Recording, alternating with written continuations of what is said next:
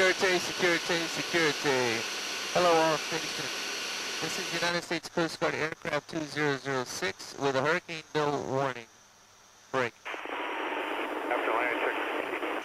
Hurricane Bill will impact the Bermuda coastal and offshore areas over the next 48 hours. Damaging winds in excess of 115 knots are expected. Bill is moving toward the west-northwest at 16 miles per hour. Bill is a Category 4 hurricane, strengthening its forecast during the next 24 hours. Mariners are encouraged to make preparations for heavy weather, and smaller vessels are encouraged to return to safe port. Break. Intercept that guy. Winds and large swells associated with Bill are expected to impact portions of the eastern coast of the United States Friday and Saturday.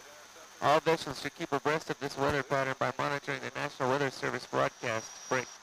He just got the symbol, no letter. This is United States Coast Guard Aircraft 2006, standing by channel 16, out.